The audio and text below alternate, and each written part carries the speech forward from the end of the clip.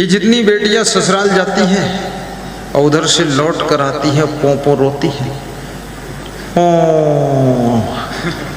Sharon बज रहा, माता पिता बेहोश हो रहे हैं कि हमारी बेटी परेशान है ससुराल में। परेशान नहीं है, इसके विवेक नहीं है। ये आपकी बेटी कितनी पढ़ी लिखी हुई मूर्ख है, इसके विवेक नहीं। हर जगह अपने आप को एडजस्ट करना सीखो, स्वयं को सेट करना सीखो और जहां जो प्रॉब्लम्स है उसको सॉल्व करना सीखो। आदमी बना बनाया हलवा खाना चाहता है, हलवा बनाना नहीं चाहता है। ये वही बेटियां ससुराल में दुखी होती हैं जो कुछ करना नहीं चाहती। बस यहाँ से जाती हैं दुल्हन बनकर और वहाँ पर बनती हैं पट रानी, और पट रानी के बाद खटपट रानी, खटपट शुरू, फिर अटपट रानी, और कितनी बहुएं तो हैं सटपट रानी। ऐसा सिटर पिटर उनका शरीर है, दुबला पतला जो हवा में उड़ जाए से, बहुत सटपट रानी है। ऐसे काम नहीं चलेगा, महान बनो। ससुराल में रहो या मायके में रहो, सब जगह अपनी छाप छोड़ो। साधु बनो तो साधु मार्ग में छाप छोड़ो, गृहस्थ बनो तो गृहस्थी में भी कुछ करो, माटी के धोंधा मत रहो। धन इतना कमाओ जो दूसरों को भी सहयोग दे सको, और इतना सामान तुम्हारे पास होना चाहिए, अगर पड़ोसी कभी मांगने आ जाए तो उसको भी 2 गद्दा मेहमानों के लिए दे सको। इतनी व्यवस्था तगड़ी रखो। भौतिक उन्नति का भी बड़ा महत्वपूर्ण स्थान है। भगवान कृष्ण के पास में सोने की द्वारिका है, भगवान राम के पास में कनक भवन है। आप देखिए, कोई भगवान हमारा कंगाल नहीं है। भगवान ने भक्तों को संदेश दे दिया है कि हे भक्तराज, मैं सोने की द्वारिका में रहता हूं, तो कम से कम तो ईंट पत्थर के सुंदर मकान में रहना, कंजड़ बनकर मत जीना, मेहनत कर। तेरे पास में इतनी बुद्धि है, इतना विवेक है, इस बुद्धि का प्रयोग कर, इस शरीर की ऊर्जा का प्रयोग कर। पांडवों को तांडव वन मिला था, जिसको उन्होंने पुरुषार्थ के बल पर, परस्पर प्रेम के बल पर, भगवान कृष्ण के मार्गदर्शन में तांडव वन को हस्तिनापुर से और अधिक सुंदर नगरी बना दिया था। याद रखना, समझदार व्यक्ति जंगल को मंगल बना देता है, और ना समझ व्यक्ति जहां मंगल हो रहा है वहां भी दंगल खड़ा कर देता है। जय जय जय जय साहिब बंदगी।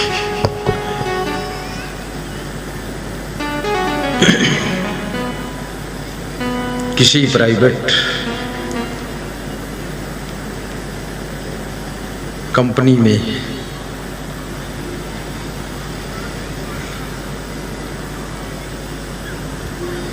बहुत से कर्मचारी काम कर रहे थे। एक ऐसा कर्मचारी था जिसको पंडित जी के नाम से लोग बुलाते थे।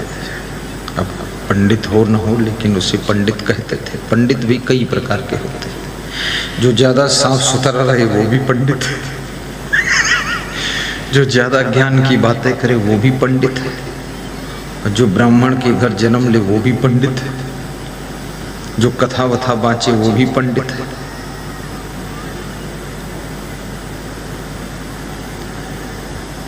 और जो ज्यादा होशियार हो वो भी पंडित है।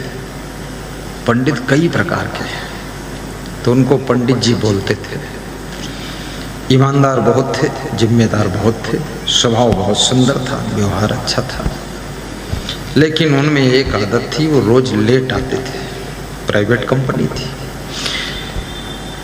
सरकारी कंपनी में, फैक्ट्री में थोड़ा लेट आओगे चल जाएगा, लेकिन प्राइवेट में थोड़ा ज़्यादा टाइट रहता है, क्योंकि उसमें बहुत निगरानी रहती है। तो जो मैनेजर था उसने कहा, पंडित जी सब तो ठीक है, आप रोज लेट आते हो, आपकी वजह से अन्य कर्मचारी भी बिगड़ रहे हैं। तो उस पंडित जी ने एक बड़ी बात कही, बोले 500 कर्मचारी काम करते कंपनी में, ये 500 तो सुधरे हैं, ठीक है ना, एक मैं बिगड़ा, तो ये 500 के सुधरने से मैं सुधरा नहीं, मेरे एक की बिगड़ने से 500 बिगड़े जा रहे हैं। इसका मतलब क्या है? देखिए बहुत बड़ी बात है, तुम्हारे घर में 10 लोग दारू नहीं पीते, लेकिन एक व्यक्ति दारू पीता है, वो 10 नहीं पीते हैं, उनसे वो पीने वाला सीख कर छोड़ेगा नहीं, लेकिन 10 में से 2-3 और तैयार हो जाएंगे कि वो पीने वाले से वो भी सीखेंगे, पीना शुरू कर देंगे। क्यों? ये मन गलती सीखता है, अच्छाई सीखता नहीं है। ये मन की नीच दशा है, इसका नीचपना है, ये गलती को बहुत जल्दी पकड़ता है। तो अन्य कर्मचारियों ने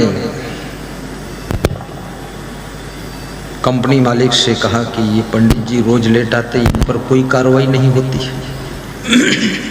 तो मालिक एक दिन जोश में आ गया, पंडित जी 1 घंटा लेट आए, उनको नौकरी से निकाल दिया, बोले जाओ छुट्टी तुम्हारी, बकवास खत्म। तो पंडित जी ने पूछा, एक आज की छुट्टी है कि हमेशा के लिए छुट्टी है? तो मालिक बोला, तुम्हारी हमेशा के लिए छुट्टी है, तुमसे हम तंग आ गए।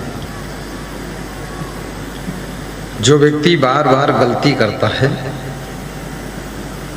उसके साथ में काम करने वाले भी तंग आ जाते हैं, फिर वो यही भगवान से प्रार्थना करते हैं, इनसे छुटकारा कैसे मिले। और याद रखना, किसी आदमी को पकड़ना आसान है और उसको छोड़ना बहुत कठिन है। किसी से रिश्ता जोड़ना आसान है, रिश्ता तोड़ना बहुत कठिन है।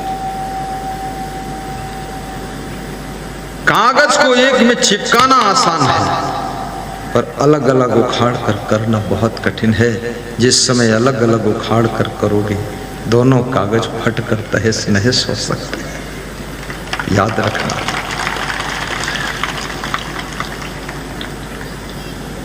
पंडित जी अंदर से निकले, बोले ठीक है कोई बात नहीं, सीधे हॉस्पिटल चले गए। मन में सोचने लगे कि आज हम लेट इसलिए हुए थे कि एक बालक का एक्सीडेंट हुआ था, उसको इंतजाम करके लाद करके हॉस्पिटल भर्ती कराने में देर हो गई, इसलिए लेट हुए थे। तो अब छुट्टी मिल गई, अब चलो उसको देख लेते हैं तबीयत कैसी है। फिर देखने गए, वहां देखा जा करके तो डॉक्टरों ने कहा कि पंडित जी आप सुबह इस बालक को भर्ती कराने आए थे, आप महान हैं, और अभी 2 घंटे बाद फिर आप आ गए देखने के लिए। तो इस बालक का जो पिता है उससे आपकी मुलाकात करा देता हूँ। उसके पिताजी भी आए, बोले कराओ मुलाकात। मुलाकात कराया तो पिता कोई और नहीं था, उसी कंपनी के मालिक खड़े थे, वही पिता थे, उन्हीं का बेटा एक्सीडेंट हुआ था। डॉक्टरों ने कहा अगर ये पंडित जी न मिलते तो आपका बेटा मर जाता। पंडित जी ने ला करके भर्ती कराया, ट्रीटमेंट कराया। तो पंडित जी ने कहा कि ये मेरा धर्म था। तो कंपनी का मालिक बोला, पंडित जी तुम 2 घंटे लेट हो गए, वो मेरे लिए अच्छा है, कम से कम मेरा बेटा तो बच गया। अब मैं तुमको जिंदगी भर के लिए परमानेंट कर देता हूँ, लेट हो चाहे पेमेंट हो। पंडित जी परमानेंट हो गए। कल से फिर ज्वाइन किया, वो लगभग रोज ही लेट होते थे। कंपनी का मालिक उनको आराम से कुर्सी पर बिठाकर स्वागत करता, साथ में चाय पीता था। ये परोपकार, परहित, पर सेवा, जन सेवा, गौ सेवा, ग्राम सेवा, देश सेवा, इसका बहुत बड़ा पुण्य होता है। इसलिए याद रखना, कभी कभी समय निकाल कर थोड़ा परमार्थ भी कर लिया करो। थोड़ा सा लेट हो जाओगे लेकिन थोड़ा कर लो। सृष्टि में जो जड़ सृष्टि है, पेड़ पौधे कितना परोपकार करते हैं। जितना प्रदूषण मनुष्य पैदा करता है, कार्बन डाइऑक्साइड सब पेड़ पौधे शोषित कर लेते हैं।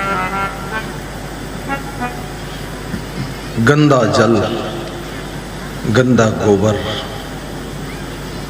ग्रहण करके आपको आम का वृक्ष मीठे मीठे फल खिलाता है। ये परोपकार नहीं तो क्या है। भूसा और घास खा करके गाय और भैंस आपको दूध पिलाती है। कितना बड़ा परोपकार है।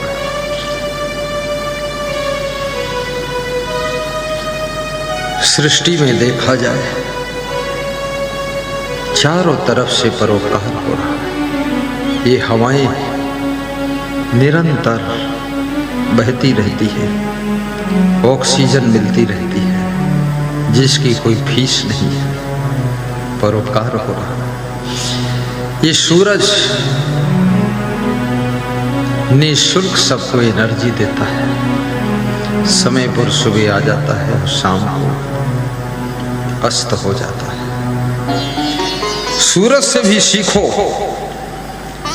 कम से कम अपने क्षेत्र में गुरु जी को बुलाकर सत्संग कराओ, सभी को ज्ञान का प्रकाश दे दो। सूरज तो बाहर उजाला करता है, लेकिन भीतर अंधेरा ही रह जाता है। और भीतर के अंधेरे को मिटाने के लिए ज्ञान की प्रकाश की आवश्यकता है। और वो तभी होगा जब आप सत्संग में पहुंचेंगे। और सत्संग तभी होगा जब मछरैया जैसे लोग, प्रवीण जैसे लोग, त्योर जैसे लोग गुरु जी को बुलाएंगे। तब सत्संग होगा, जिससे सबको ज्ञान का प्रकाश मिलेगा और भीतर का अंधकार दूर हो जाएगा।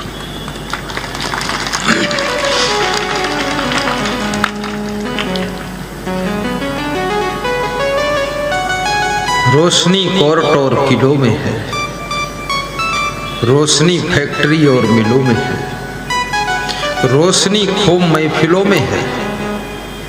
पर मजे की बात यह है कि अंधेरा सभी के दिलों में है। अंधेरा सभी के दिलों में है। ये अंधकार